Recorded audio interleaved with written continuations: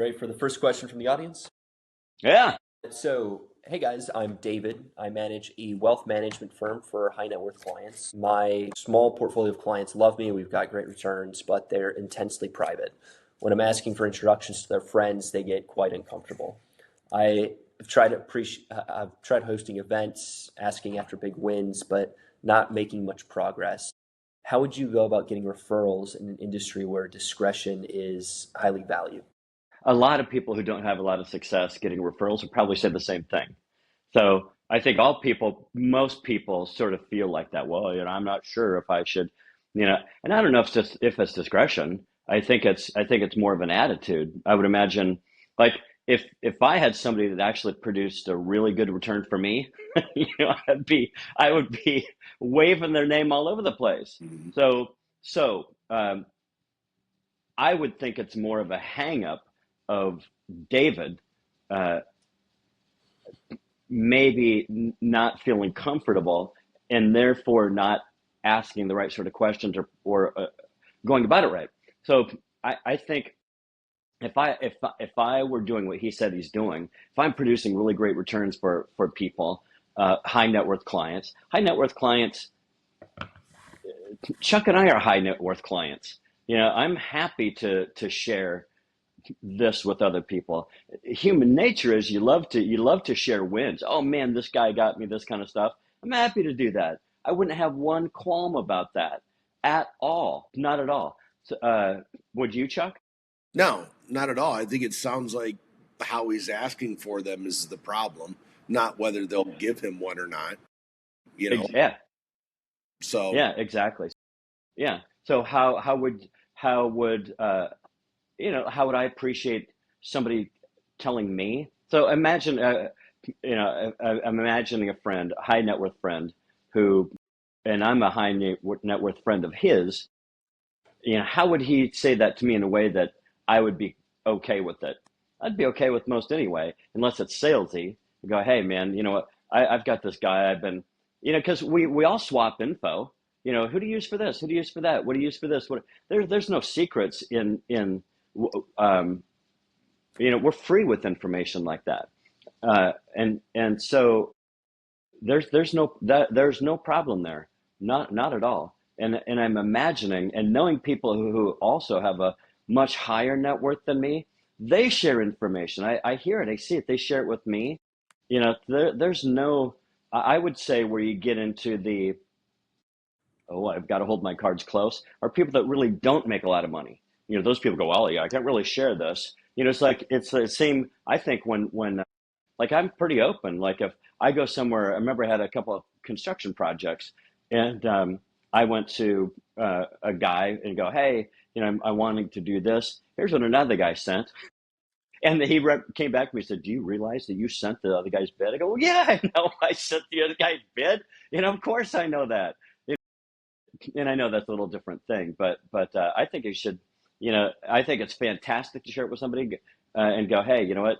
If you like what I'm doing for you, man, feel free to tell your friends. And I do it in a casual way because even though they're high net worth people, they still speak like that.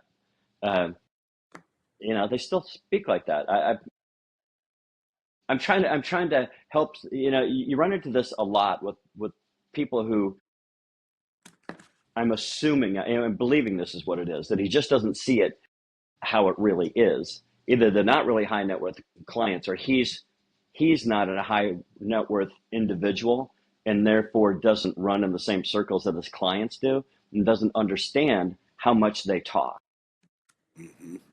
And I think he's got to, like that one, really, you got to set it up if you got to hit him individually first. You got to really, Well, because yeah, yeah, high net right. worth people, as John was saying, they share information. They want to share information. We're all kind of, that's like, you ever hear the old expression, it's not what you know, it's who you know? You ever hear that? Because that's what happens. Like people that understand some things about how kind of stuff works out there, they all share information with each other. It's the guy that doesn't understand, wants to play his cards like super close, and he thinks he's trying to outwit and outsmart. It's like, dude, it's not like that. It's just everybody's like, we all want to. My mother always told me growing up, you can't soar with eagles when you're running with turkeys, right? So he's got to reflect a little bit here. It's like, okay, they don't quite see him as an eagle yet, so you got to prompt him. Look, do you like the returns I'm getting you? Look, I'm trying to grow my practice. Let's get together. I want to. And if I'm dealing with a high net worth individual, and I don't know what that means to him, but I'm only assuming, you can afford to take the guy to lunch and sit him down and go, hey, you like these returns? I need to grow my practice. Help me help you. And if someone was making me money, I'd be like, hey, yeah, dude, I got 3 or 4 people I can. What am I going to do? Go, no. And then in some kind of weird way, you're kind of worried about maybe he's going to drop me as a client. And I'm like, no, I like these benefits that this guy's getting me. I want to keep. He's not going to drop you. Right. But he's not, but you feel like most high net worth people didn't get there just on their own fruits of labors. They had a team of people around them and sharing information. And I don't know about you, but I feel like kind of obligated that if I'm getting good service from someone or great benefits from some relationship and they ask me for a referral, I'm obligated. I feel that because that's how I got here. And most high net worth individuals didn't get there just because they sat in their underoos in their basement on their computer like a mad scientist. It doesn't work that way. You build a team, you have people around you, you're accustomed to sharing. I think it's how he's asking. And maybe he's just not quite got the kahunas, if you will, or the inner strength. He's like afraid. It's like, dude, you got to drop the afraid business because you can't win, place, or show if you don't enter. Yeah. And I think too, like I've been out to, like, I don't go out for lunch. I don't do that. But, so I would, so Chuck wants to be wine to dine. I just want you to give me a call. Well, you know how it is, John. But I know I've been out to lunch with you. Well, wait a minute. You just said you and, don't go out to lunch, but we've been to lunch together. Hold on a minute. and No, but this you're is right. this is when I didn't know better. But if someone called you extending that invitation because they wanted to talk to you, you would. I know you. Yeah, I've yeah, known yeah. you 30 plus And I've years. done it. I've done it with like, I've done it, with these kind of people.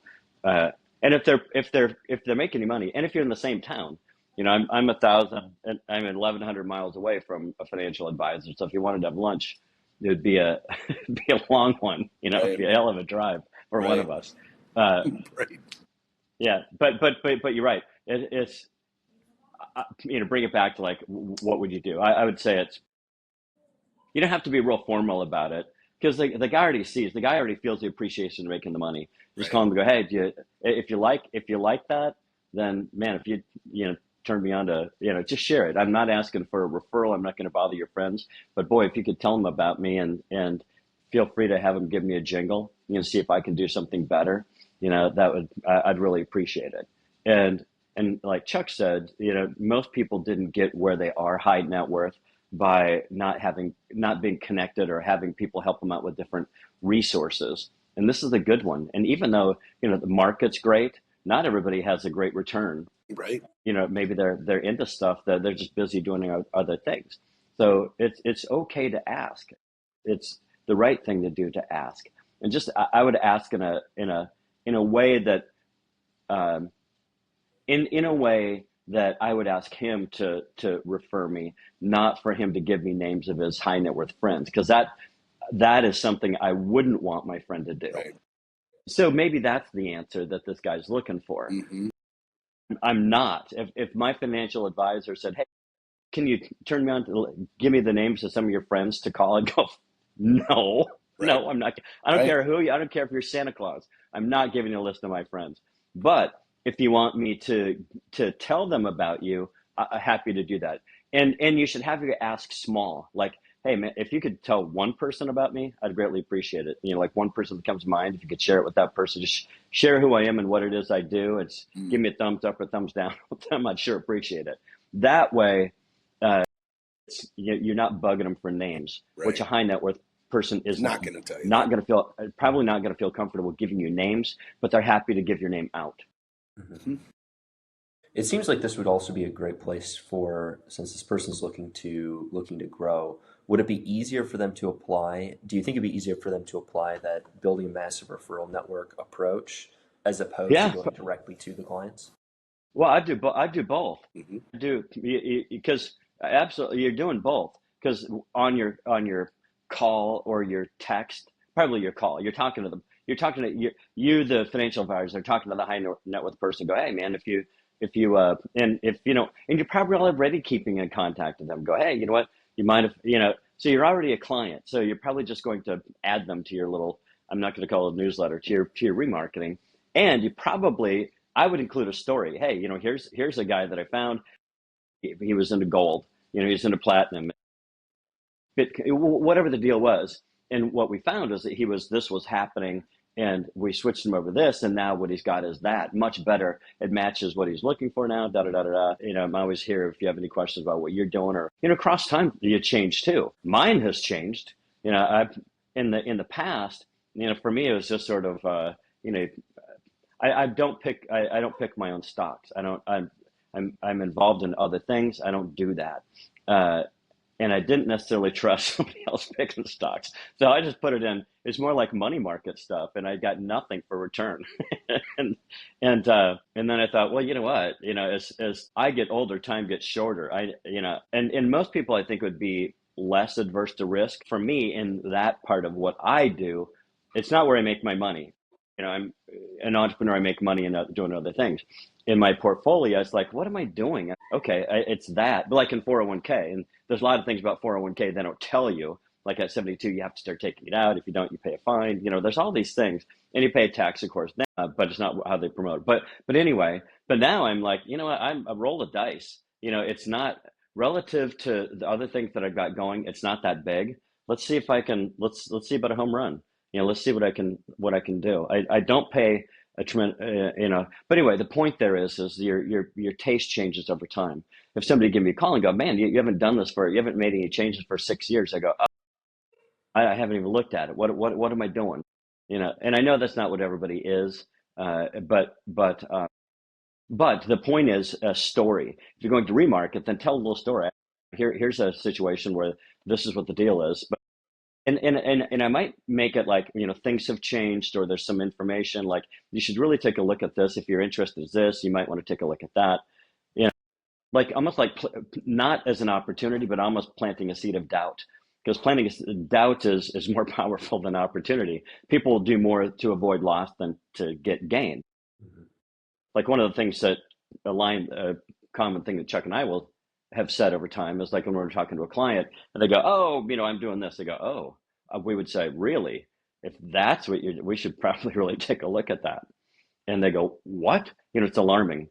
It's a potential negative, and then your brain is always on the lookout for loss and danger. Mhm. And so anyway, but you can word your remarketing and what you say in a lot of ways. But I'd tell them, I'd just write a quick little story, small story, not big story, small story. Also, feel free to pass it on to your friends. In the email, I go, hey, if you know of any, or if feel free to give my name out, or something like that. It's not going to be salesy, but I'm going to say something, have a little story, and I'm going to say something like that. Because people who are interested in a return on investment, would you guys be, if you got an email from a financial advisor and it had a little short story, would you read it? Yeah, Yeah. it was my financial. Yeah, I would too. All three of us, 100%. Everybody's reading it. Everybody who opens the email is reading it. And next time you get an email from the same guy and you found the story a little bit interesting, would you go, oh, I wonder what he's talking about today? Right. Would you look? Would you open it? Sure, of course. Uh-huh. Yeah. I think the guy just needs to tweak a couple things, and he's off and running. Okay. Next question is from Ryan. He says, I manufacture and wholesale specialty food products to regional grocery stores. I've trained my buyers to expect discounts. I close almost every deal with I can do 15% off for your first order. Now I'm having trouble raising prices without losing accounts, and my margins are suffering. How would you go about breaking the discount cycle once you already started it? Well, when you train your buyers to expect a discount from you every time, then raise your prices then and still give them a discount. It's the bottom line is still. There you I don't go. know. What do you do? It's like you ever go like, oh, we've got 30% off, and you go to that store and you see that their stuff is like 30% priced higher than than the next person Mm-hmm. selling it, and it's specialty stuff. Um, I would say the first thing you do is you narrow it, at least narrow the discount. Like, yeah, I can't do 15% anymore. I mean, just, things, whatever your reasons are, it's only 10. And then it whittles down. And then maybe on the other side of that, you raise and then work on building some other value into this it's not all about price. Because if you always sell by price, you're going to die by price. And that sounds like what he's doing. What's the line? Sell by price, die by price. It's like that's what he's doing to himself. So I think you got to kind of hedge it. You got to kind of raise one side, lower the other, and just get them out of that mindset and bring some other value there. And I guess that would, remind them how easy it is for the product to get in there. The product's moving, whatever. I mean, he knows what the benefits are for his products to them. Remind them of that instead of reminding them of the price. Right. Build value. Yeah. Build value. Build value. Right. Increase value before you lower cost. Yeah. And if you're going to lower cost, what we always do is take something out of it. Like I can do it at 15%, but I've got to take the Happy Meal play toys out. Right. You still get the burger. Right. You don't get the rest of those stuff. Something has to come out. And I would, look around, think, ponder, walk with wonder about how do you increase value? Can you have a better conversation instead of just, right. If all the people are coming to you because you're cheap, maybe as you get new clients, your new clients come on and you go about this a little bit differently. And you start talking to, I think also one of the things that we found too is even with people who, if you start having a different conversation, or you start having a different conversation, maybe creating different value to the people that keep coming back to you. Right. If you raise your price, they don't go away because they appreciate you. They appreciate your follow through. You do what you say you're going to do. They trust you. And if they look around to the rest of the world, they don't trust. Most of your trust is at a really low point in the world today. They don't know who to trust or what's coming next. People claim that they want change, but rarely, and they'll vote for it, but they rarely will they actually change. So they won't change that fast. If you start increase value, start increasing value, and with the idea that also with your existing clients that your price is going to increase too. Your margin is going to get higher. Focus on increasing value. Mm-hmm. And one of the things too is there's a lot of stories about like mental hurdles, mental blocks about a price for a certain thing. Like the old one that I use is, remember when there used to be video stores? Video stores long ago was 99 cents for a movie. Everybody in the world charged 99 cents, and everybody's afraid that the world's going to end if they went to $1, because $1 is so much, mentally they figure $1 is so much more than 99 cents. Of course it's a penny, but is it going to mean like nobody's ever going to come back? Well, somebody got bold out there and charged, it was like $1.29, and everybody still came to the same store. Right. They didn't go, and then it's like everybody switched to $1.29. So then everybody increased their profit by 30%, and nobody went anywhere. And if you provide, like I used to go to a massage guy for 14 years, saw him every Friday, and every Friday he would bitch and moan about how little money he made. And I go, and finally I said, look, if you don't raise your price, I'm not coming back. If you don't raise it, because I go, why do you suppose I come to you? Mm-hmm. He goes, well, because I'm really good at what I do. Yes, I've been coming every year for 14 years. I've been every week. For how many times this man has touched my body? It sounds a little weird, lot. But yeah. And I didn't mean to interrupt you. I think what's real interesting is John hit it right on the head. He goes, because I'm really good at what I do. And God forbid you ever needed heart surgery, right? And you're sitting down with the number one heart surgeon in the world, and the number one heart surgeon goes, look, it's going to be $85,000 to have your heart surgery. Are you going to go, hey, I'm going to shop that out. Let me get back to you No, you're not going to do that. You're going to go with the number one heart surgeon in the country. This guy was, and I know he's talking about because I've also gone to the same guy. When you're get my age and you're doing racquetball and you get all kinds of ailments. This guy knew his stuff. He was really, really good at what he did, but he didn't understand that. And it's like, well, make it two things: be really, really good at what you do, and make it very easy for people to do business with you. My daughter's birthday the other day, and speaking of massages, I called one place to get a massage for her birthday.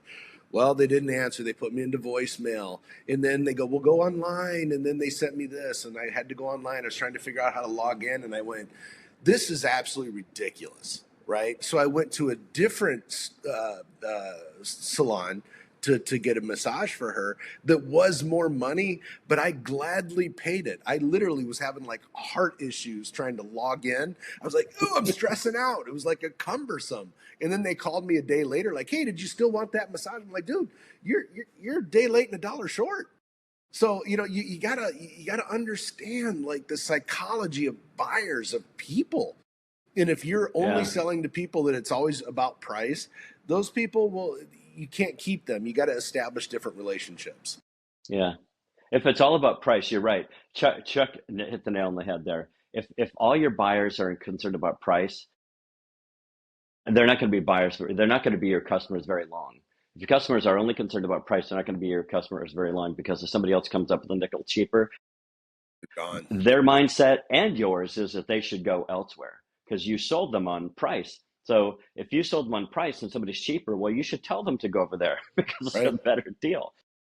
Selling on price is a really bad idea. And this guy too, I go, well, how do you come up with your price? And he goes, well, I looked around at everybody in the area, and I didn't want to be on the low side, didn't want to be at high side, so I went right in the middle. And it's like, well, that's the worst strategy because now you look like everybody else based on price. Meanwhile, you've got loads of experience. You're really good. You've got special certifications and special experience. You've even taught other people how to do massage in these certain ways, and you've innovated new things. Yet you price yourself in the middle, so immediately you look like everybody else. If somebody does look online, they go, well, you don't know. If they're shopping on price, you're not going to get them. You're not going to get the ones that are really like Chuck said, well, if you're my age and you're playing these sports and he's a high net worth guy and he wants the right sort of thing, he's probably not shopping on price. And he's exactly the kind of person that you want. And you're totally missing. One of the things I suggested, well, one, what would happen? I said, well, what would happen if you doubled your price? He goes, well, I might lose half of everybody. Perfect. Awesome. You still make the same money and you work half time. But he didn't have the what do you call it either? He didn't have the balls to try it. He thought it sounded like it, and most people don't. We've done it a little bit. We've never doubled our price on things, but we have a long time ago. There was a couple maintenance agreement kind of things that we sold for really cheap, and we increased by 50% and 50%. And you know how many people left? I don't think any, did we? Zero. Not one person left, and we made we increased it by 50%. And it wasn't something like, it went from $100 to, or it went from but it's all relative. It was like I don't know, it was like $7, and it was $6.99. We went to $9.99. Nobody left, and there are a lot of things like that they appreciate what they're getting, and we're still selling it probably too cheap. But anyway. Yeah, sell differently. Yeah. So if we were going to wrap that up, so let's because we've covered a lot of ground on that one. What was his question? And then let's give him like the 1.5 takeaways. Yes, the primary aspect of it was he's been selling on discounts and right. Yeah. So shift, just experiment with, imagine creating more value, and start experimenting with the people when you're talking to them. Hey, how would you? And then experiment with that, and then test it out. And it's really as much confidence in you, because you've been selling. We've seen that how many times, Chuck? $1 million or $2 million, a lot. and I'm exaggerating, but thousands of times. When people get in the habit of selling cheap, they have a heck of a time getting out of it. And what I've heard them say before is like, well, I'm just doing it this way so I can get a couple customers and da da da da da. The problem is they get in that rut and they sell it for cheap forever. It's a heck of a it's hard to get out of that bad habit of giving it away. And you see it today. You ever go to a website and you just move your cursor a little bit, your mouse a little bit, and it pops up and goes, "Hey, 15% off." Like, what the hell are you Yeah. doing? I can't even get to. I haven't even gotten to the product yet. I'm just on your silly homepage and I'm trying to find the main menu, and you're already giving me 15%. I don't want it. I don't want your 15%. I want what I'm here for. Keep your 15%. I'm here for this other reason. It's I don't know who dreamt this stuff up, but Well, and that may work if you're yeah, selling like a one-off product, right? Like, oh, I sell the monocular, like you see it on YouTube, right? You can see like 800 miles away, the military version monocular the government doesn't want you to have, but you could buy it here for $39.95, right? You know what 'Cause I'm sure. you know what Chuck's algorithm is on YouTube, Right, like yeah, right. conspiracy theory, Yeah, right. peeping Yeah, on right. his neighbors who are a quarter mile away. Yeah, maybe. Now we Maybe. know. I'm that guy. I'm that guy. No, I'm not that guy. But yeah, right. But so I mean, but he's selling something that he these are like business relationships, right? Like these are long-term relationships with people. You got to start selling that way. You're not selling the 800 yard or mile monocular, right? You got a different mindset. You can't do it that way. You got to build the value, build the relationship. And my guess is the buyers that he's working with, unless you got a little bodega or something, you're dealing with people that are buyers. That's their job. So you better be good. You better be starting to build rapport. You better make this buyer's life really easy so he looks good to his employer. And then that buyer won't leave you like, look, yeah, this stuff might be a little more expensive, but it moves. This moves off the rack, man. I'd rather take this. Well, Absolutely. this is value. What he's doing is building value. This is what this guy can be starting to say, is what Chuck is saying. He's having a different conversation than a conversation on price. So that's one of the keys about building value. And then you've got something that can help him do that. And yeah, there you go. A little different conversation. Mm-hmm. Value conversation, not price conversation. All right, next question here is from John.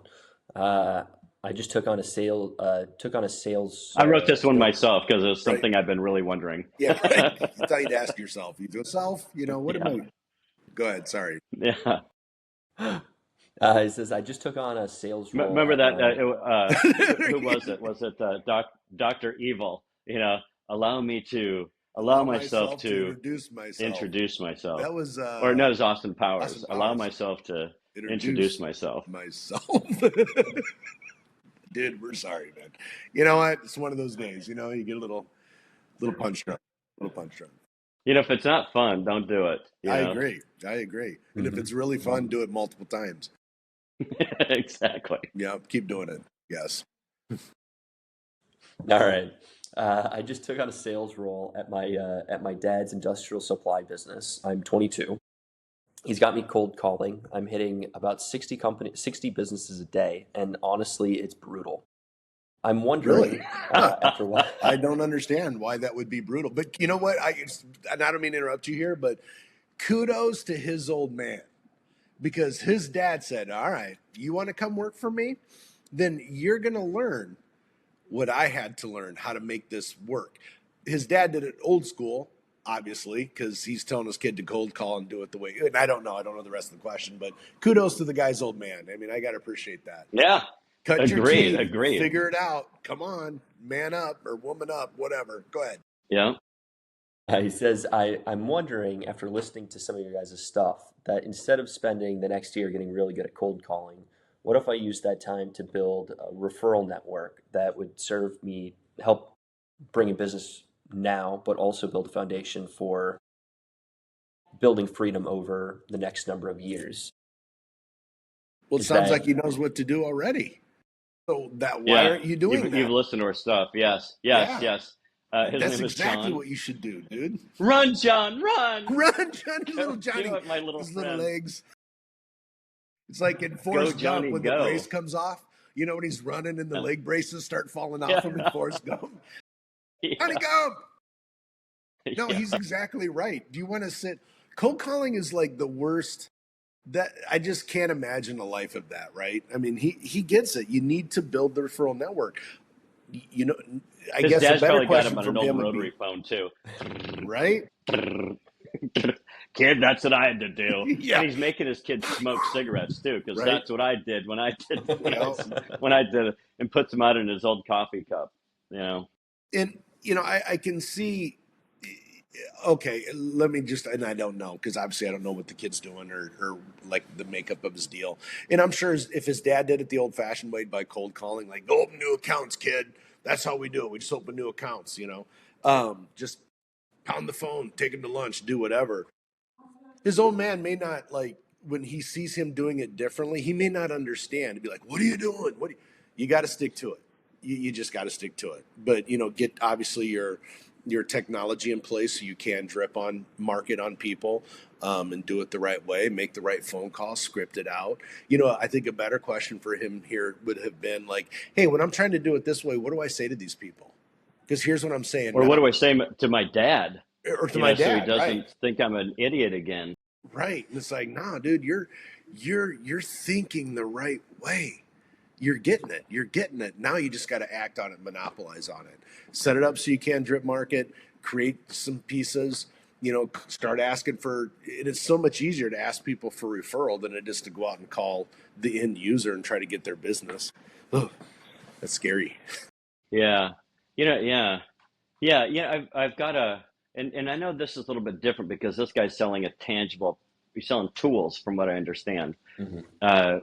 which you better sell a hell of a lot of tools. But those guys that drive around in trucks, or the Yeah. people, it's not, tools aren't. I'd rather sell sandpaper, because it wears out and they have to buy more. And how many 7/16 wrenches do you really need? And new tools, and now I need a torque wrench, and and you see them like right, the guys that snap on trucks driving around, and Yeah. I'm sure they're doing whatever they're doing, but Oh, yeah. but maybe convince your dad too. One, we need to contact referrers, and maybe we need to sell something that's disposable, like sandpaper, so the same people buy more, so I don't have to keep dreaming up new tools to fill these guys' toolboxes with, and they run out of money and that kind of thing. But because that's kind of what happens in those deals, right? You've Exactly got how it to, goes. and I don't know, I've never sold tools, but it's not something that I'd be interested in doing today. But if I were doing it, and I think, okay, well, okay, so who is going to refer me to I don't know who they're selling to, but let's say if I don't know what kind of tools they even sell. So, but I'd be wondering who could refer me to that to that guy who's buying a wrench, or I don't know what kind of tools they're buying, or if there's some sort of, like if I was selling cars too, I wouldn't necessarily be interested in.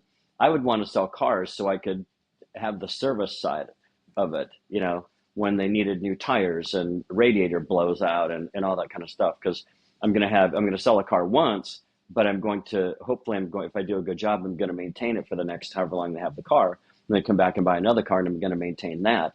So I don't know what kind of tools these are. Are they, a thing that takes tires off rims and it needs servicing periodically, or if is it just a 7/16 and wrench, and I'm thinking because I think of like a buddy of mine who does more of a consulting thing, Hmm. but he they were running around selling contracts, right? I know it's different, it's not tools, but they're selling big contracts, annual contracts to places that like warehouses where guys need to be trained on OSHA specifications, and are the shelving units that you have here up to snuff and all that kind of stuff. And they used to go around to all these places and sell them directly. And they did a deal with uh, who is it? The company Granger. that sells all this. Granger. Granger, thank you. I did a deal with Granger where Granger's going, hey, you know what? If you need help, and Hmm. these guys, and they suddenly went nationwide, and got rid of most of their sales team because Granger, they still have a few salespeople, but I think it's like 10% of what it used to be, and their sales are through the roof. So if you can figure that thing out, Dad's going to be pleased. He's going to like that because he's not going to have to sell tools anymore. He can finally get the place in the Bahamas he's always wanted, and live on rum punches and float around all day while you man the shop. Manage the deal, right? But maybe it's time for the old guard for the new one to step up in a new sort of little seeing this a little bit differently, playing it so it can go bigger, and it's in a different sort of way, in a better sort of way. All right, the next one's from somebody named Rebecca, who's selling some sort of early SaaS, business to business SaaS product. And she says a sales advisor told me to stop cold emailing and switch to LinkedIn. Stop what? Stop cold calling or stop cold emailing. Sorry. That's called spam in some parts of the world. In most parts, but yeah. Stop spamming, Rebecca. Come on, Becky. To basically do the same thing. Engage with posts, send personalized connection requests, offer value in the DMs, and then ask for demos. Ask if they want a demo. She says, I'm getting a shocking number of connection acceptances, but conversations just die. Nobody actually wants to have a business discussion on LinkedIn. I spend 45 minutes crafting the perfect engagement sequence with one prospect and then get, haha, thanks, see you at the next conference maybe. Do you have any suggestions? Yeah, I've got like a lot, but what's really funny is that everybody, and we have a lot of sales partners, right? A fair amount of sales partners. And you always hear invariably in their journey with us, they always want to do it like they always think they found something better. Like, oh man, I'm just going to hook up with AI. I'm going to have AI run this whole thing for me. It's going to be like, dude, it's going to be raining money over here. You hear me? I mean, like, and you're listening and you're going, yeah, okay. And so what they do is they go out and do it.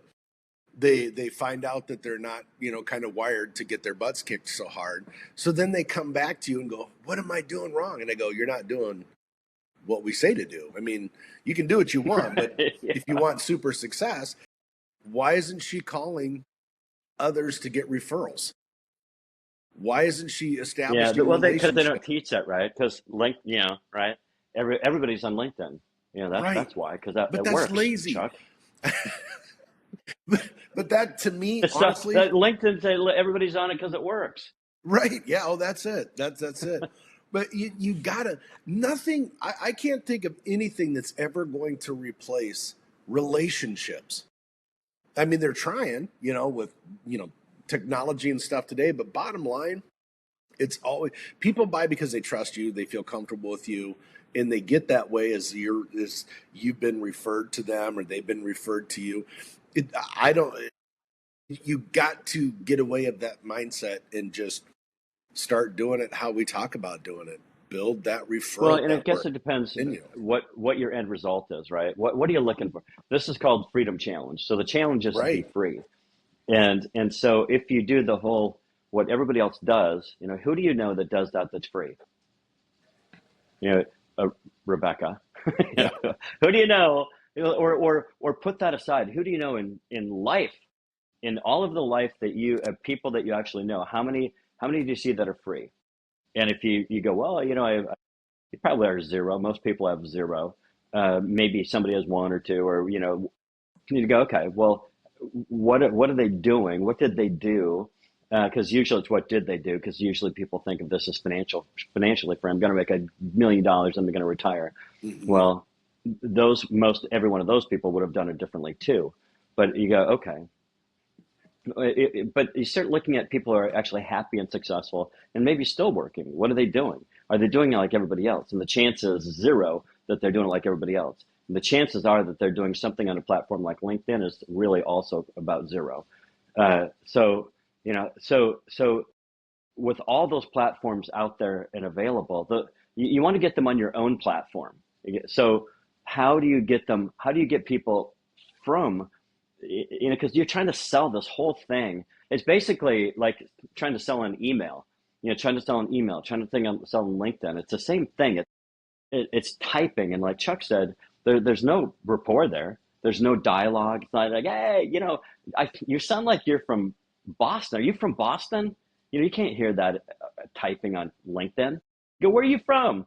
Oh man, what a beautiful part of the world. I bet you like lobster. I don't know, but there's no opportunity for dialogue, and which makes you feel a little warm inside as long as the dialogue's good, Good. right? And develop this little relationship, and that stuff does not happen on anything electronic, unless you're considering the phone being electronic. Then, but it's not typed, it's not written correspondence that works like that. The remarketing, of course, is written. It's email, but it's telling a little story, and they find it fun. But the first part is dialogue. So you want to figure out, even if you do use something like LinkedIn, or you want to get them off. You want to get them off in a conversation. But LinkedIn doesn't want you to do that. They go, oh no, you can't have a private conversation with them. It's just like any of these platforms. Airbnb is the same way. Take it anywhere, any platform. If you're trying to rent something in Airbnb, they'll throw your ass out of there if you try to have a private conversation around Airbnb. And so LinkedIn's like all these things, these private networks are like that. So you want to get, if you want to, you've got to be a little more savvy. You've got to figure out a way to to get them off that network and have a conversation.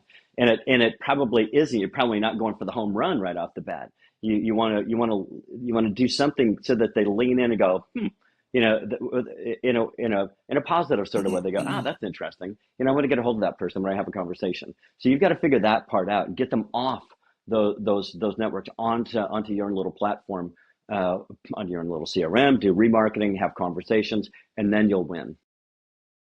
That's what we found anyway. And that gets you free. Now you have your own little network. You've got your own LinkedIn. Right. You get them off. You know how the dude who made LinkedIn is a billionaire, right? Right. And all these people have made billions of dollars because Facebook, there's what, 500 million people on Facebook or something like that. And do the math. It's interesting to see how much each one of those is worth to Zuckerberg. It's worth nothing to me. You all the time that you put into their network, you just increase their value, and you get nothing out of it. You get nothing out of it. But everybody's doing it, so it must be true. Yeah. So they're there. I'm not saying don't go there, but you got to go there understanding that's not where you do the deal. You want to pull them off and get them on your own little network. You become the billionaire. You figure it out to become the billionaire on your own little network. All right, next question is from David. He says, I own a e-commerce development agency doing B2B and B2C store builds. So I guess he does development work, building websites, specifically e-commerce sites. I went from 0 to closing 4 to 7 deals per month. What do you mean specifically an e-commerce site? Just that you pay online? You pay for whatever you're selling online? Yeah, I imagine it's like, so like if you wanted to sell shirts or industrial supplies. Okay, well, we'll pretend that he builds, so he builds websites for people, and there's a paywall or something like, or they pay on that online store. Like a more complex website, we'll say. So he says, I went from 0 to closing 4 to 7 deals per month on my own after I hired a salesperson. After a hired salesperson couldn't close a single deal in 3 months. My problem right now is my pipeline is clogged with prospects who've been sitting there for 6+ months saying, not the right time yet. I need some help with some sort of simple or practical rules to help filter who's real and who's just wasting my time. How do I effectively, do you have any recommendations? Well, I don't know how he gets his business. Right. Yeah. And let's say if it's online, let's assume it's online. Oof. Yeah, if it's online, then I'd have just a little, help us understand what you're looking for. Mm-hmm. So I'd have like a couple little radio button choices. I'm looking for this, that, and the other thing, and then submit. Okay, and then it maybe goes to one other thing where it says, "What's your time frame?" And so now they drop in. I go, okay, here's what they're looking for, and here's their time frame. Does that already almost answers this question, doesn't it? Right. Well, because with time frame, you know how to create urgency, and you know how to set expectations with time frame. If somebody goes, we're looking about a year from now, I go, well, you know what we should do? Unless you have any other ideas, what I would do, I think, and I don't know because I've never sold websites before, but I'm kind of thinking through this. I think what I would do is I would do exactly what John said. And then I would say, once I figure out their time frames, I go, hey, you know what? If you're looking for a year from now, let's connect 9 months from now. And then I drip market on them the whole time. And I go, if you have some standard ideas between now and then, just send them over to me because I want engagement. Just send them over.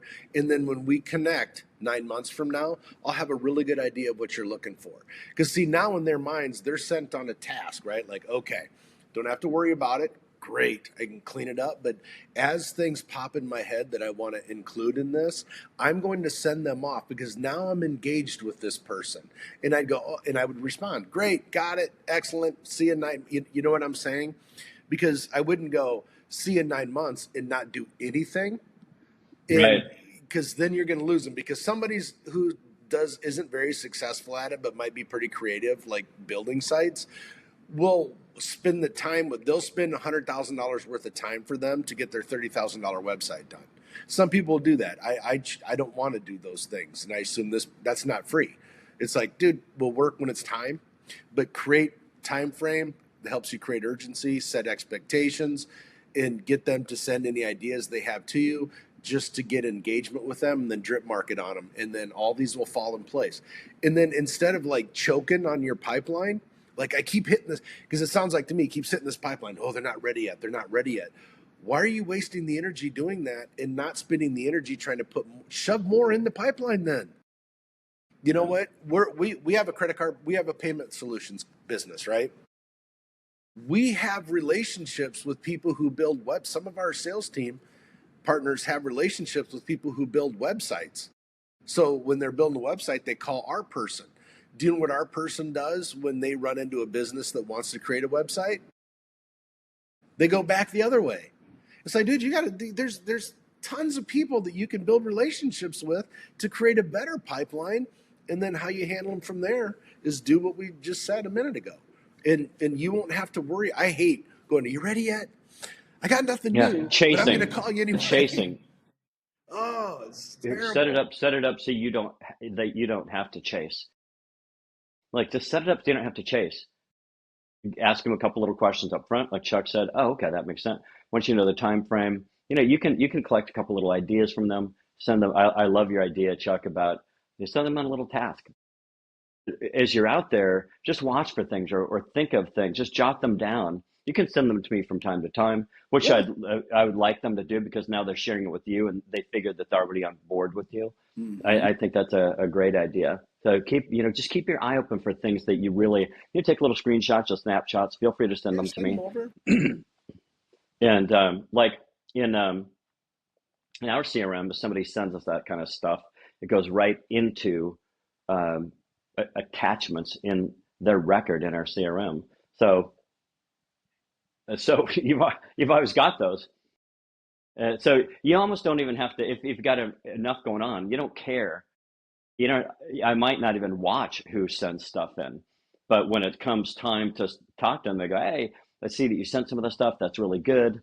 Or even have some sort of even automated thing say, "Oh, got your email. Good job. Keep looking." You know, maybe even it responds with something, and now we're getting a little more technical than Right. we do. But just thinking, there's a lot of things available out there, and people who are pretty astute at automated responses. Uh, Well, and yeah, I don't know about you, but like if you I'm know, excited. I'm going to go sell websites now because right, now I right. know how to do it. I had some landscaping, pretty extensive landscaping done this summer, and it was like it took all summer. I'm like, what, and I'm one, but I knew the guy kept just, hey, yeah, we're here. I knew what to expect, so I didn't worry about it. I just knew I was going to be taken care of. If they just know they're going to be taken care of when the time is right, that oftentimes will just stop them from looking around. They go, oh, okay, well, I know I'm going to get taken care of. This guy handled me the right way, so I feel comfortable. This is who I'm going to use. I don't even know really the price yet. I mean, I kind of understand, but yeah, this is the guy that I want to use because he knows how to set everything up right. So it's all in the setup. It's like I used to say all the time, it's like setting the dinner table for Thanksgiving dinner. You put the placemats down, you put the little folders of the napkins and the napkin rings and the plates and all the different stuff. And then when the meal comes, everybody's ready, right? So you have to do that with your business relation. You set the table for your business relation. Yeah. And if you just do that, especially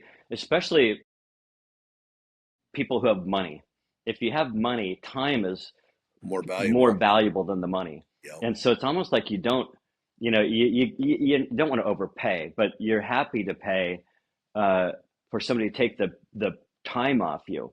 Like, and the opposite happens most of the time. It almost never happens the way Chuck was just talking about.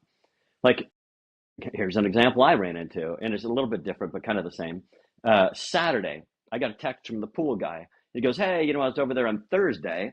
A couple valves were stuck, so I totally forgot about it. But I'm at the pool store. Why you don't text me? I don't, I, Mhm. And he goes, "Oh, I'm buying them. I sent you an invoice. If you could like pay that right away." It's like, I don't even pay that. Why are you? Why don't you? Now you want money? You're still at the pool. Why? And I'm thinking, I'm going through my mind is like, I need a different pool guide. His price is pretty much the same as everybody else, but now he's costing me time. And that's way more than his $140 a month to maintain the pool. And then, last week he was sick and he couldn't come over. So you missed last week. And so, probably didn't bill a bunch of people, probably billed me. Yeah, right. But it's like, God, don't make things so freaking difficult. It takes too much time, and time is worth so much more than the amount of money that you're asking for. Yeah, make it easy on people. Make it easy, make Yeah, it easy. And then they know they have faith and trust that right. you're doing the right thing, and you can charge. And you can. I'd rather charge me more. Just don't ever ask me shit like that again. Well, it's Don't. so I don't frustrating, want right? that. God, charge me double because I can't afford I would rather do that and don't ever ask me anything, unless it's like, don't ever ask me anything. But don't, it's like submit an invoice. We'll send it off. It gets paid in the regular sort of way. See, But you're bugging me about three because he pool didn't set it valves? up right with you.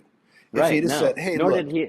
if he'd have said, "Hey, look," Yeah. On Thursday, hey, I right? got this, and man, I'd appreciate it. I'm short of cash because the kid's been sick, and I know all that story because he's been telling me, That's all you and hear when that's he's on fine. the If that right, yeah, I've got the sick kid, I got the broke. I'm sure the valves. He probably super glued them shut, just like right. an Yeah, extra right. work. But I don't know. why? I don't Why? know. Like in that deal, for an example, like this is what people don't think through. It's kind of like I'd go, "Hey, look, it's 140 bucks a month to look at your pool, make sure, maintain it.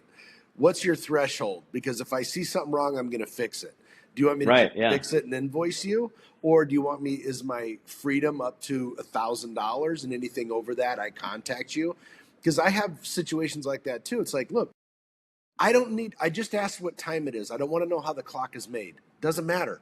I Yeah. can't think about that. That's a Monday problem. Today's Saturday afternoon. I got my grandkid over here. I'm having a good time with my family. And you want to call me on $300 worth of pool valves? It's like, look, Right. dude, That's you're setting exactly. this That's exactly what the deal was too. right. Yeah.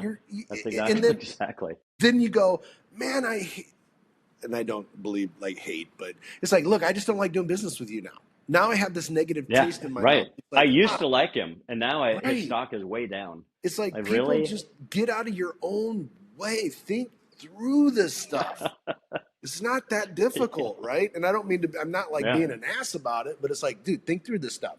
Set up proper expectations, follow, do what you say what you're going to do. This is really super simple stuff that can make you millions and millions of dollars because I've seen people do it. I've seen people that you go, man, you don't really, they don't appear to be, they're not like rocket scientists. They're not stupid, but they just do what they say what they're going to do. They have good follow up, they build relationships. It's that easy. And you got to do the same thing in your website business. Same thing. Yeah. Yeah. I can Yeah. see John just coming in. we went into the tall weeds there on that one. So right. So let's come back to like the 1.5 things the person can do. Um, yeah, no, get a little information. You want to understand what they're into. What are they here for, and what's their time frame, and then Mhm. and then like Chuck said, if you can, hey, keep your eye out. If it's not time right now, hey, keep your eye open. Send some stuff, and then when you're ready, it's already I already have those notes. I see what you're interested in. We can get that wrapped up really fast. Mhm. There you go. I think that'll probably change a lot of things. We talked about freedom, right? That will give Yeah. you a lot of freedom and a Well, yeah. lot less. It's already feels lighter, and no chasing, or less chase. You cut out 90% of the chase. We Hmm. we we build things to not chase, because chase makes you no money, and it's not part of freedom. Hmm. Freedom isn't chasing. Freedom is setting us up so that it goes like more like clockwork. All right, next question is he says he just took a sales job at like a staffing placement firm. Okay, And stop right there. So he just took a job at a staffing. That's not freedom. That's not how you get free, Ryan. Hmm. But let's hear the But question, maybe because he they're not got, gonna, he might have a they're not gonna blueprint. let you. He might have a blueprint that says, I got to get a job for 3 years, make this money, put Well, it into okay, my okay, business. okay, All right, okay. I'm, You're I'm right, cutting him Chuck. some Well, I'll slack. listen. I'll I'm listen. cutting him some slack. so he, Sorry, Ryan. he says, Not really. I'm trying to break into sales with almost zero formal experience. I've done a little bit of real estate wholesaling, and I've done some cold calling in the past. I keep hearing different advice. Some say discovery matters most. Others say follow up is everything. Others push buyer alignment tools. If you were starting from scratch today and wanted to build uh, a real foundation in year one, not hacks and not tactics, what would you prioritize first, especially if the goal is freedom? The first thing I do is determine what freedom is to you. So because a lot of things you have to, this is really common. People go, oh man, I want to get free, and then they go down the road that's never, it's not free, it's not the freedom road.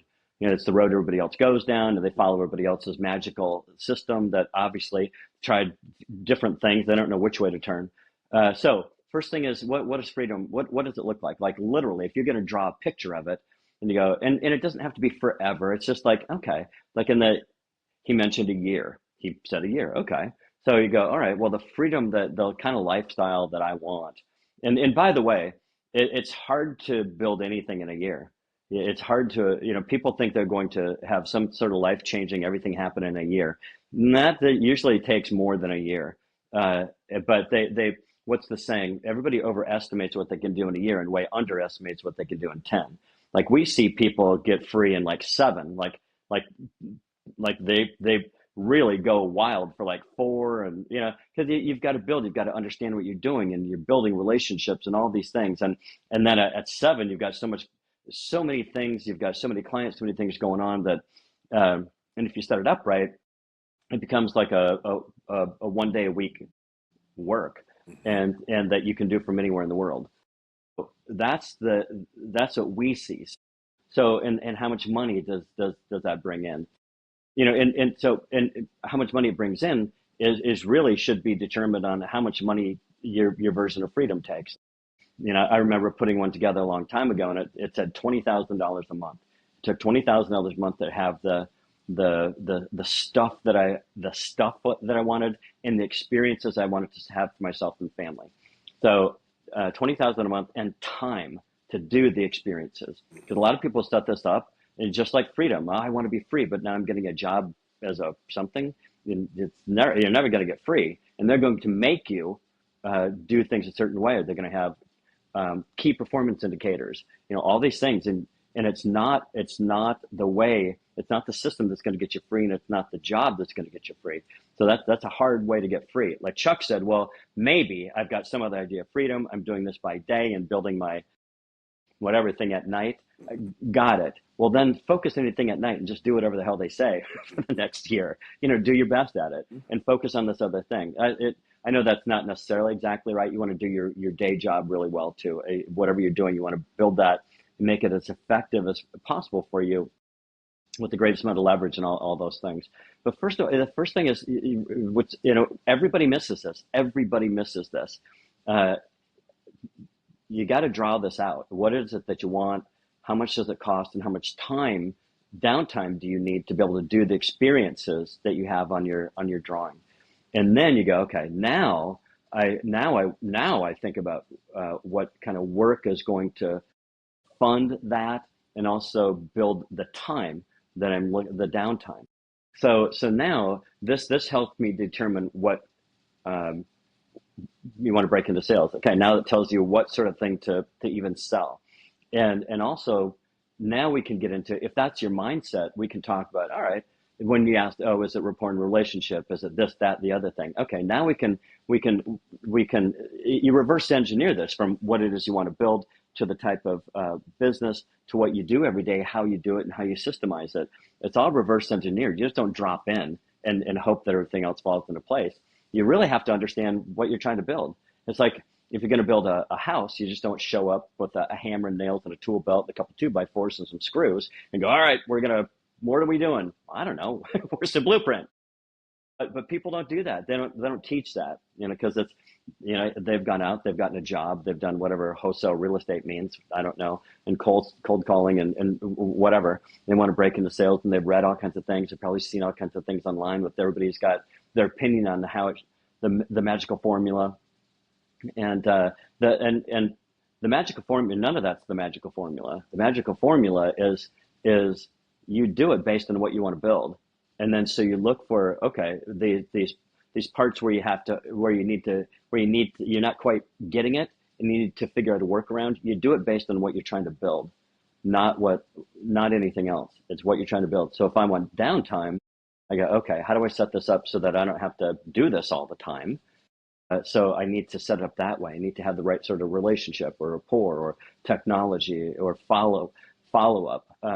I don't want to spend a lot of time chasing, so I'm going to do selling a little bit differently. And that's going to determine whether rapport, relationship, whatever your magical things that you tried in the past, which ones of those that you do, or you modify yourself so it fits what you're trying to do, what you're trying to build. So I know that's not the answer that you're looking for. It's just like, Chuck, how many thousand people go, look, I don't want to know all this. I just want to know what to say. Mm-hmm. They want the magical words. Mm-hmm. Yeah, they all want the magical answer, and there's no magical answer other than understand what you're trying to build and go, okay, if I'm building that, then the answer is this. That's where those answers come from. Right. Yeah, that's spot on. And this is how to get free, not how to become a great salesperson. I mean, being a great salesperson helps you get free quicker, but you're kind of asking, again, just ask, how do I set this up to be free? And I just don't see that. That's a tough bit. That placement like that's really tough. You're trying to find people to place and you're trying to find people to buy people who need to be placed. That's an involved gig. That's not a freedom gig. It's typically not a freedom gig, right? No. And I know younger people have done that. I know older people who do that, and they make a decent amount of money, but there's I don't see freedom in it. Like I know an older gal who's in that, and she's been in it for. I mean, she's getting older every day, and I don't see that she has freedom. She is, in my version of, maybe she thinks she's free as right, a bird. I don't see it. She's grinding, and I swear to God, she's going to die at her desk. I mean, seriously, I'm not joking. She probably will. But I don't know. Maybe that's she doesn't have anything else in life, and this. But I think a lot of people miss that. A lot of people miss that. They miss what it would feel like to what really lifts them up, what really keeps them in tune, what's something that they go, man, I love the challenge. I want to evolve. I want to unlock. Who walks with wonder and goes about trying to unlock new ways of doing things. Rare. They just keep polishing the same thing. They keep grinding on the same questions, like this. Is it Ryan? Yeah. Grinding on the same stuff, and it just doesn't get you the life that you imagine when you're driving down the road, feeling really good and going, man, I'd love to. Where you drive by something, the sailboat place, and you go, God, that would be so cool. I'd love to. And you imagine it, so your brain sort of gets the little dopamine gets released, and you feel positive. And then you just drive on to your miserable headhunting deal, in the inner city, and in the, well, even my college roommate does that, and he's constantly grinding. Kid I lived with in school, and he's like, it's like, man, that does not sound fun. Yeah, and as I recall, he's always made a decent amount of money. But he's made a good living. It's not a freedom gig. It's a constant. You can't get away from that either, because the people who want if if you have a client who needs a heart surgeon or a CEO or a Mm-hmm. typist, they want them now. Yeah. And if you don't find them now, if you're not on it finding it, don't imagine you're taking the kids to Disney World or you're going on a sailing trip for a week. Yeah, you're not. You do not have downtime in those deals. If you do, you're dead. Right. And that's why they can never get away unless they switched it to something different. They need to, they've got great skills. They probably have they have the loads of it. Typically those people are decent communicators. Imagine if they use that communication skill to build something that gave them more time, Right. same amount of money, maybe more money, and add in a whole bunch of time. They go, well, I've only got 14 years of doing, 14 more years and I can retire. You go, but man, what happened to your, I don't mind a challenge. What I do mind is not living my dream. And most people totally miss their dream and they give up on it and they go, never really worked out for me. And then they die with regret. It's like, no, use that skill, man. You've got skill, transfer it into something that can and will. If you're successful at whatever it is you're doing, you can transfer that skill into something else. So you can have all the things that you imagine. I don't know too many deathbed stories, but all the ones I've heard, no one has ever said, gosh, I wish I would have worked more. I wish I would have had less freedom. I've never heard anybody say that. It's always less freedom. Yeah. I wish I had less freedom. Well, some people die going, man, I wish I would have worked more because I never did and I never got free. But they would have chosen the wrong thing to work at anyway. Yeah. But anyway, there you go. Transfer that skill to something. Ryan, the point with Ryan is you have to understand what you're building. And then everything else is you just reverse engineer the whole thing. But you've got to be, keep coming back. Look at all the stuff we're talking about. You're going to get the information that you need if you're asking, how do I build this? The thing that I really want most. How do I build that? The money and the time. Everybody forgets about the time. They all want the money and they never really quite make the money because they often, I think they're in the wrong thing or they hate what they're doing so much because it's almost like they kind of hold it against their job that they're not getting free. So therefore they don't really like the job, anyway, but their work takes them away from being free. Yeah, they're making a decent amount of money, but they can't get away. Well, so I think got to include the time. You got to have it's the time.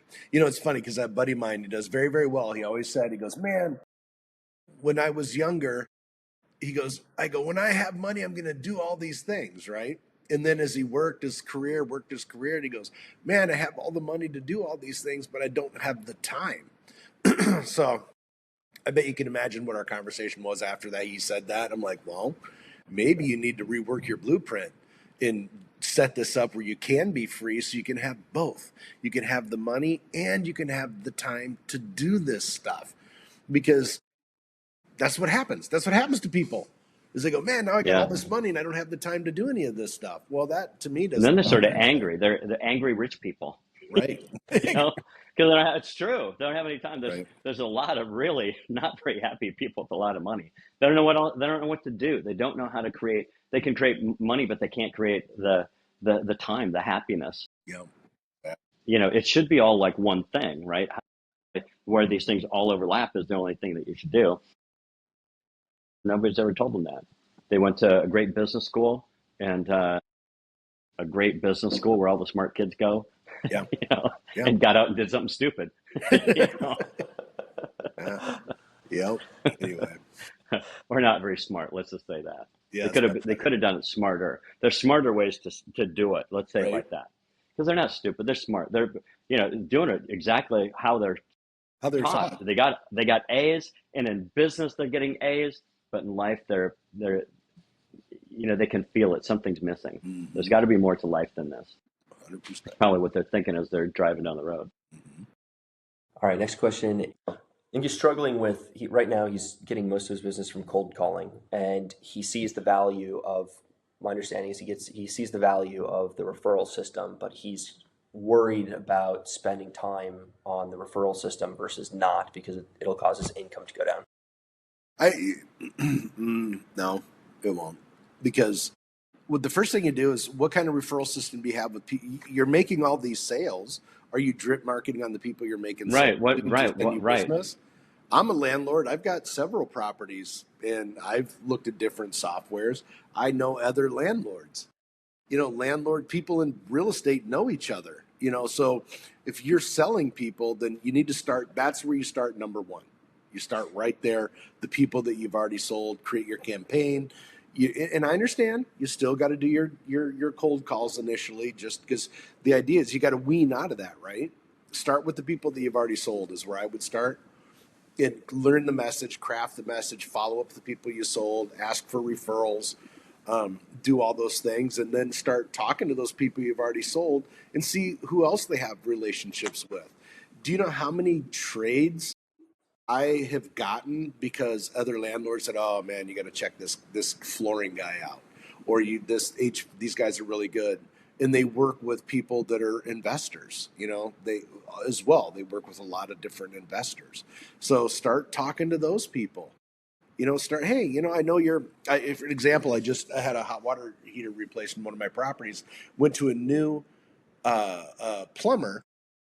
The last plumber I dealt with goes, "Oh, it's going to be $3,000," and I was like, "You're delusional if you think I'm paying that, right?" So I called somebody I know that's a landlord, and I go, "Who do you use for plumbing?" And he goes, "XYZ company, Stewart Plumbing. I don't mind. If you're ever in Minnesota, you need plumbing, call him."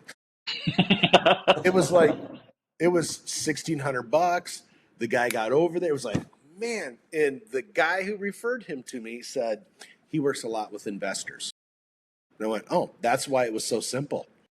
That's why it was cost effective, because he knows on all the other 30 properties that I have, he's going to get that work too." See, he's smart. See, he's thinking. So you got to work with people like that think the same way. That's what I would do. And then you eventually start weaning off the cold calls, right? Because you are going to get referrals. You are going to get people. And then people who call and inquire, you put them in, you drip market on them, just like you're dealing with your current customers. And ask, I would know every possible relationship that a landlord would have, like with all their, the plumbing company, I've the electrical guy, you've got a painter, you've got a maintenance. You have different people that do different things. I would know all of them and drip market the heck out of them.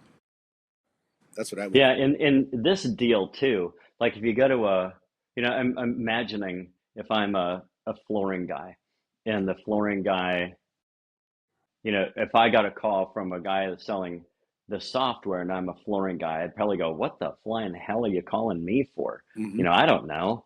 Uh, but and so he might not be, but but when you build these networks, sometimes you've got to figure this out. I don't know who you're going to call right away. Chuck knows probably, definitely, he's got firsthand experience doing this. Realtors, Realtors, yeah, bankers, How do you think there you investors go. buy these properties? They deal with bankers. So you know bankers, lenders, real estate agents, and it doesn't see this is the thing, man. It doesn't matter. And conversations are free. It's free to you do flooring. You see a guy at a gas station, you do flooring. You ever deal with property investors? You just deal with it. I don't know. Who cares? Dude, let me get your card because I sell software to invest. Oh, okay. If something ever happens, so what? You'd be amazed if you, and I remember John used to say this. He'd go, "Just put it out there in the universe, right? Just put it out there. Yeah. Just get it out there, dude." You want a cold call. You're not like building a referral network. You're just cold calling. That yuck. Yeah, and if you just build this, it's like the field of dreams. If you build it, it'll Right? come. So Right? how big you need to build it, it's going to be a function of who you're contacting, how good your conversation is. Build it, figure it out, because once you've got all the business coming in that you need, that feels really good. Instead of continue, because if you don't do it, then you have to keep advertising, because I'm assuming they probably do, because they probably advertise, they pay for advertising and hope to God that somebody calls in and buys to end up paying for the advertising. So there's so much of your business, so much of your income when you pay for advertising goes to paying for advertising. Often, I mean, you just hope to God that you make some money off the advertising, and usually you don't. We've never made money on advertising anything. We've always lost money. Uh, and then so you pay for advertising, you make cold calls. It's just so low. It's so horrible. It's such a, it's not a freedom formula. So you can get away from advertising, and you can get away from cold calling. You're not going to get away from cold calling, but your cold calling doesn't go to customers who say no, or whatever Mm-hmm. the version of no is Mm-hmm. in what you hear on a daily basis. It's gonna be cold calling to people who you go, hey man, you're just trying to build connections. You just, hey, here's what I do. Just wanted to touch base. How do you, what do you, and you have a little conversation, and then you make your next call, whether it's somebody that they sent you off to, or somebody else on your list. Like, Chuck said, lenders. I'd call every lender in town. I would call a bunch of lenders and see how it went, right? Yeah, To see right. if this is good. I'd call every electrician, a certain number, to see how it goes. Every plumber, like Chuck said, trades. What he means are people who are tradesmen. People he call it's in the trade. So you can tell he's in the trade because he abbreviates it. But what he's talking about is everybody who does work, flooring, plumbing, electrical, all the stuff. These are all trades, and they're connected with people like Chuck who are investors and who are going to buy something like this guy sells. So it might take you 10,000 in your contacts in your network, but you keep in contact with all of them, and now you own this massive referral network too. If you wanted to get into something that's also related, or you go, what, maybe what I should do if the software doesn't sound like a software as a service, because software as a service usually means I get recurring revenue. It doesn't sound like that at all. It sounds like you're selling it and then you're on to the next one. It sounds like you could adjust this a little bit and have this be a recurring revenue. So you start getting passive income coming in. You build that huge, and then you don't have to have many sales coming in to Right. take the place of the few clients that you lose from that passive income coming in. I So build the network that way. Start experimenting. Call a bunch in this area and this area. And if you find one area that's just golden, just drive it to the bottom and Right. call everybody. Right. Connect with everybody that does that, and that may be the only thing you ever have to do. It didn't work like that for me.